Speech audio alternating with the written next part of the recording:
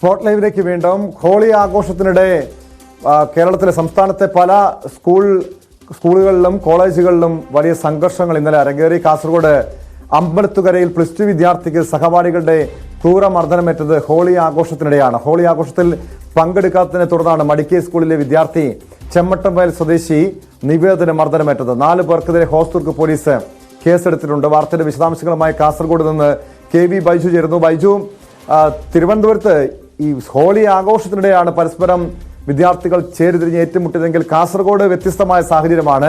ആഘോഷത്തിൽ പങ്കെടുക്കാത്തതിനെ തുടർന്ന് ഒരു വിദ്യാർത്ഥിക്ക് മർദ്ദനമേൽക്കുന്ന സാഹചര്യം. സീനിയർ വിദ്യാർത്ഥികളാണോ ഈ നിവേദിനെ മർദ്ദിച്ചത്?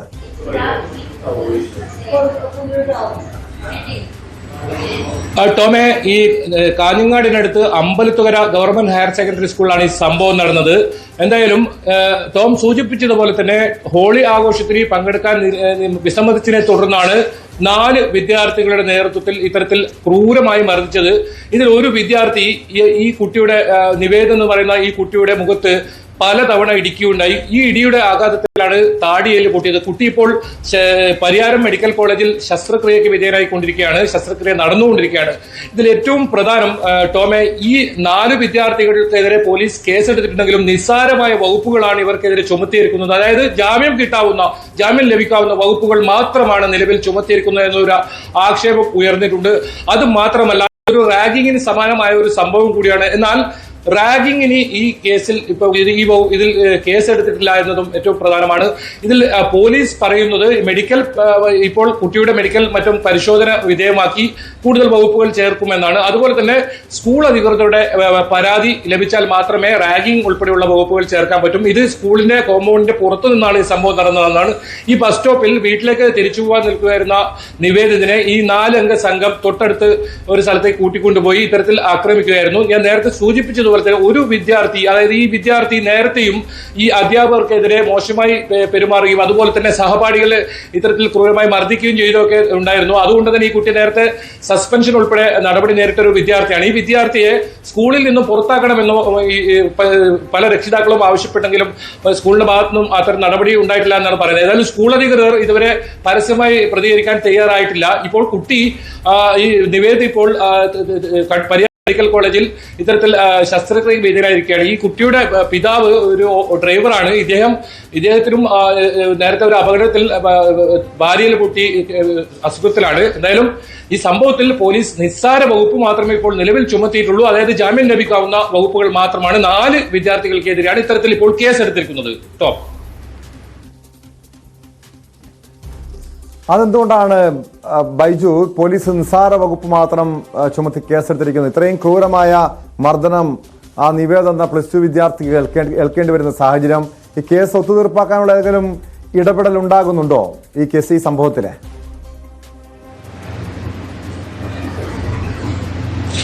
തീർച്ചയായും ഈ കാര്യത്തിൽ ഹോസ്ദുർഗ് പോലീസുമായി സംസാരിക്കുകയുണ്ടായി. അവർ പറയുന്നത് ഈ തുടക്കത്തിൽ പ്രാഥമികമായി മാത്രമാണ് ഇപ്പോൾ ഇത്തരത്തിലുള്ള വകുപ്പുകൾ ചുമത്തിയിരിക്കുന്നത്.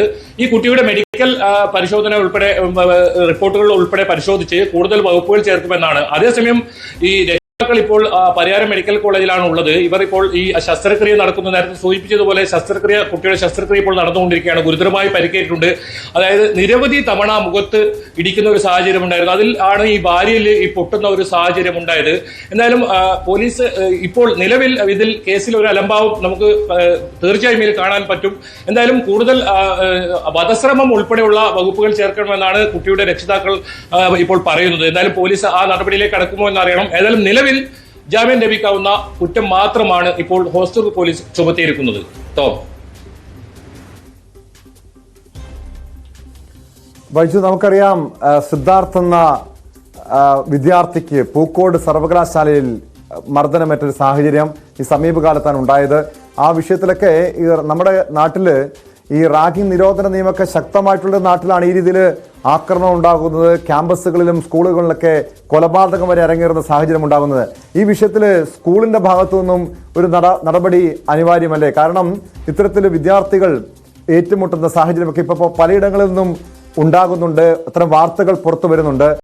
സ്കൂൾ അധികൃതരുടെ പ്രതികരണമോ അല്ലെങ്കിൽ നടപടിയുമായി ബന്ധപ്പെട്ട എന്തെങ്കിലും വിവരങ്ങളോ ലഭ്യമായിട്ടുണ്ടോ?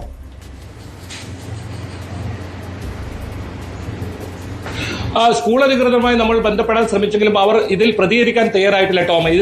ടോം സൂചിപ്പിച്ചത് വളരെ പ്രധാനപ്പെട്ട കാര്യമാണ്. വളരെ നിസ്സാരപ്പെട്ട വാക്കുതർക്കങ്ങളാണ് പിന്നീട് വലിയ കൊലപാതകങ്ങളെ ഉൾപ്പെടെ ക്യാമ്പസുകളിൽ അരങ്ങേറുന്ന ഒരു സാഹചര്യം ഉണ്ടാകുന്നത്. ഇതിൽ ഞാൻ നേരത്തെ സൂചിപ്പിച്ചതുപോലെ തന്നെ ഇതിലൊരു കുട്ടി നേരത്തെ അധ്യാപകർക്കെതിരെ പോലും വളരെ മോശമായി പെരുമാറുകയും അതുപോലെ തന്നെ സഹപ്രവർത്തകരെ ആക്രമിക്കുകയും ഒക്കെ ചെയ്ത ഇത്തരത്തിൽ ക്രിമിനൽ വാസനയുള്ള ഒരു കുട്ടിയാണ് ഇത്തരത്തിൽ ഈ കൂടുതലായും ഈ നിവേദനം മർദ്ദിക്കുന്ന ഒരു സാഹചര്യമുണ്ട്. ഈ കുട്ടിയെ നേരത്തെ പരാതിയെ തുടർന്ന് ഒരാഴ്ച സസ്പെൻഡ് ചെയ്യുന്ന ഒരു സാഹചര്യമാണ് ഉണ്ടായത്. പക്ഷേ പിന്നീട് ഈ കുട്ടിയെ തിരിച്ചെടുക്കുകയും എന്നാൽ ഈ കുട്ടിയെ സ്കൂളിൽ നിന്ന് തന്നെ പുറത്താക്കണമെന്ന് ഒരു വിഭാഗം രക്ഷിതാക്കൾ ആവശ്യപ്പെട്ടിട്ടും സ്കൂൾ അധികൃതരുടെ ഭാഗത്ത് അത്തരം നടപടി ഉണ്ടായില്ല. എന്തായാലും ഇത്തരം സംഭവങ്ങൾ നടക്കുമ്പോൾ ശക്തമായ നടപടി ഇത്തരം ക്രിമിനൽ സ്വഭാവമുള്ള കുട്ടികൾക്കെതിരെ ഉണ്ടാകണമെന്ന് തന്നെയാണ് ആവശ്യം വരുന്നത്. അത് തന്നെയാണ് വലിയ കൊലപാതകങ്ങൾ ഉൾപ്പെടെ ക്യാമ്പസുകളിൽ അത്തരത്തിലുള്ള പ്രവൃത്തികളിലേക്കും പോകുന്നത്. എന്തായാലും ഇത്തരം പരാതി ഇതിൽ ഈ കുട്ടിക്ക് ഗുരുതരമായി പരിക്കേറ്റതുകൊണ്ട് മാത്രമാണ് ഈ വാർത്ത പുറത്തു അറിയുന്നത് തന്നെ. 23-നാണ് ഈ സംഭവം നടക്കുന്നത്. കുട്ടിക്ക് ഇത്തരത്തിൽ ഗുരുതരമായി പരിക്കേറ്റതുകൊണ്ടാണ് ഈ വാർത്ത പോലും പുറത്തറിയുന്നത്. പലപ്പോഴും ഇത്തരം സംഭവങ്ങൾ പുറത്തറിയാതെ തന്നെ ഇരിക്കുന്ന ഒരു സാഹചര്യം ഉണ്ടാവുന്നുണ്ട്. ഇതിൽ ഏറ്റവും പ്രധാനം ക്യാമ്പസിന് പുറത്ത് നടക്കുന്ന സംഭവത്തിൽ സ്കൂൾ അധികൃതർക്കോ അല്ലെങ്കിൽ ഇത്തരത്തിൽ കോളേജ് അധികൃതർക്കോ ആകില്ല എന്നൊരു നിലപാട് പല സ്കൂൾ അധികൃതരെടുക്കുന്നു. ഈ കേസിലും ഇപ്പോൾ അതേ സാഹചര്യം തന്നെയാണ്. സ്കൂൾ കോമ്പൗണ്ട് പുറത്തായതുകൊണ്ട് പരാതി നൽകാൻ ഇതുവരെ സ്കൂൾ അധികൃതർ തയ്യാറായിട്ടില്ല. അതുകൊണ്ട് തന്നെ റാഗിങ്ങിന് ഉൾപ്പെടെയുള്ള കേസുകൾ അത്തരത്തിൽ വലിയ ജാമ്യമില്ലാ വകുപ്പുകൾ ചുമത്തേണ്ട ഒരു ഇതിൽ വളരെ നിസ്സാര വകുപ്പ് ചുമത്തുന്ന ഒരു സാഹചര്യമാണ് പ്രാഥമികമായി നമുക്ക് കാണാൻ സാധിച്ചത്. എന്നാലും വരും ദിവസങ്ങളിൽ ഇതിൽ കൂടുതൽ വകുപ്പുകൾ പോലീസ് കൂട്ടിച്ചേർക്കുമെന്ന് തന്നെയാണ് പ്രതീക്ഷിക്കപ്പെടുന്നു. അതുപോലെ തന്നെയാണ് രക്ഷിതാക്കളും പറഞ്ഞത്. അത്തരത്തിലുള്ള നടപടി ഇല്ലെങ്കിൽ ഉയർന്ന ഉദ്യോഗസ്ഥരെ, അതായത് SP ഉൾപ്പെടെ കാണാൻ ഈ കുടുംബം തയ്യാറാവുന്നുണ്ട്. എന്നാലും നിലവിൽ ഇവർ ഇപ്പോൾ ആശുപത്രിയിലാണുള്ളത്. അതുകൊണ്ട് ഇതിൽ കൂടുതൽ പ്രതികരണം ഇവരുടെ ഭാഗത്തു നിന്ന് വന്നിട്ടില്ല. ഇവർ ഈ ശസ്ത്രക്രിയ നടന്നുകൊണ്ടിരിക്കുകയാണ് ഈ കുട്ടിയുടെ. അതുകൊണ്ട് തന്നെ രക്ഷിതാക്കൾ അവിടെയാണ് ഉള്ളത്. അവരുടെ കൂടുതൽ പ്രതികരണം വന്നില്ല. അവരുടെ ടെലിഫോണുമായി ബന്ധപ്പെട്ടപ്പോഴാണ് ഈ സംഭവം അവർ വ്യക്തമാക്കിയത്. എന്നാലും ഇവർക്കെതിരെ ശക്തമായ നടപടി വേണമെന്ന ആവശ്യം തന്നെ ഇപ്പോൾ ഉയർന്നിട്ടുണ്ട്. അതുപോലെ തന്നെ PTA കമ്മിറ്റി ഇന്ന് അടിയന്തരമായി PTA കമ്മിറ്റി ചേരാൻ തീരുമാനിച്ചിട്ടുണ്ട്. ഈ തീർച്ചയായും ബൈജു സൂചിപ്പിച്ചതുപോലെ ശക്തമായ നടപടിയാണ് ഈ വിദ്യാർത്ഥികൾക്കെതിരെ, കാരണം ഇത്തരം കുറ്റവാളികൾക്കെതിരെ വേണ്ടത്. പക്ഷേ ബൈജു പറഞ്ഞതുപോലെ സ്കൂൾ അധികൃതരെ സംബന്ധിച്ച് ഈ വിഷയത്തിൽ നിന്നും കൈകഴുകാൻ കഴിയില്ല. കാരണം ഈ കുറ്റവാളികൾ അതല്ലെങ്കിൽ സ്കൂളിന് പുറത്താണ് ഈ സംഭവം നടന്നതെങ്കിലും ഈ വിദ്യാർത്ഥികൾക്കെതിരെ പോലീസ് കേസെടുത്തിട്ടുണ്ട്. ആ സ്കൂളിലെ വിദ്യാർത്ഥികളാണ്. അവർക്കെതിരെ നടപടി സ്വീകരിക്കേണ്ടത് തന്നെയാണ്. എന്തായാലും ഈ കുടുംബം ആരോപിക്കുന്നത് പോലെ പോലീസിന്റെ ഭാഗത്തുനിന്നും ശക്തമായ നടപടി ഈ വിഷയത്തിൽ ഉണ്ടാകുന്നില്ല എന്നൊരു ആരോപണം ഈ വിദ്യാർത്ഥിയുടെ കുടുംബം ഉന്നയിക്കുന്നുണ്ട്. ഇതിന്റെയൊക്കെ പശ്ചാത്തലത്തിൽ പോലീസ് ഒരു ശക്തമായ നടപടി സ്വീകരിക്കാത്തൊരു പശ്ചാത്തലത്തിൽ കുടുംബം പരാതിയുമായി മറ്റ് പോലീസ് ഉന്നതരെയോ അതല്ലെങ്കിൽ മുഖ്യമന്ത്രിയോ മറ്റോ സമീപിക്കാനുള്ള സാധ്യതയുണ്ടോ?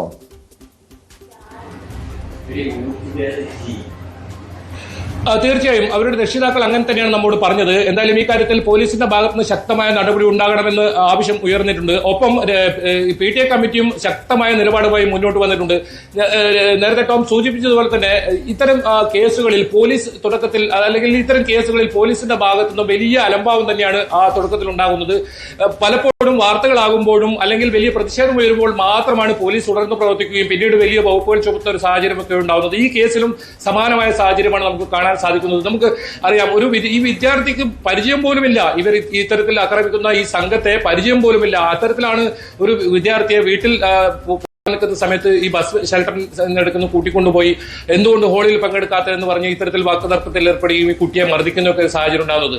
അപ്പോൾ നമുക്കറിയാം, ഇത്തരം ഒരു സംഭവം നടന്നാൽ ശക്തമായ നടപടി ഉണ്ടായാൽ മാത്രമേ ഇത്തരം സംഭവങ്ങളിനെ ആവർത്തിക്കാതിരിക്കാൻ ഇരിക്കൂ എന്നുള്ളതാണ്. ഏതായാലും PTA കമ്മിറ്റി ശക്തമായ രംഗത്തുണ്ട്, കുടുംബം ഏതായാലും ശക്തമായ രംഗത്തുണ്ട്. ഈ ഇപ്പോൾ കുട്ടിയുടെ നില ഇത്തരത്തിൽ ഈ ശസ്ത്രക്രിയ നടക്കുന്നതുകൊണ്ട് മാത്രമാണ് ഇവർ രക്ഷിതാക്കൾ ഇപ്പോൾ നേരിട്ട് നമ്മോട് ഇത് പ്രതികരിക്കാൻ പറ്റാത്ത ഒരു സാഹചര്യം ഉണ്ടായത്. അവർ അല്പസമയം മുമ്പാണ് കണ്ണൂരിലേക്ക് പുറപ്പെട്ടിരുന്നത്. അവരോട് നമ്മൾ ബന്ധപ്പെട്ടിരുന്നു. എന്നാലും ഈ കാര്യത്തിൽ ഇവർ പരാതിയുമായി മുന്നോട്ട് പോകും. ശക്തമായ നടപടി ഈ ആക്രമിച്ചവർക്കെതിരെ ജാമ്യമില്ലാ വകുപ്പ് ഉൾപ്പെടെ ചുമത്തി ഇവർക്കെതിരെ തക്കതായ കുറ്റം ചുമത്തി ഇവർക്കെതിരെ തക്കതായ ശിക്ഷ നൽകണം എന്ന് തന്നെയാണ് ഈ കുടുംബം ഇപ്പോൾ ആവശ്യപ്പെടുന്നത്. അതേപോലെ തന്നെയാണ് PTA കമ്മിറ്റിയും ആവശ്യപ്പെടുന്നത്. എന്തായാലും ഇത്തരം സംഭവങ്ങളിൽ പോലീസിന്റെ ഭാഗത്തുനിന്നും ശക്തമായ നടപടി ഉണ്ടാകണം. ഒപ്പം ഈ സ്കൂൾ അധികൃതരെടുക്കുന്ന ഭാഗത്തു നിന്നും ഇത്തരം വിദ്യാർത്ഥികൾക്കെതിരെ സ്കൂളിന്റെ ഭാഗത്തു നിന്നും അതോടൊപ്പം പോലീസിന്റെ ഭാഗത്തു നിന്നും ഇത്തരം റാഗിംഗ് നടപടിക്കെതിരെ ശക്തമായ നടപടിയാണ് സ്വീകരിക്കേണ്ടത്. റാഗിങ്ങിന്റെ മറ്റൊരു ഇരയാണ്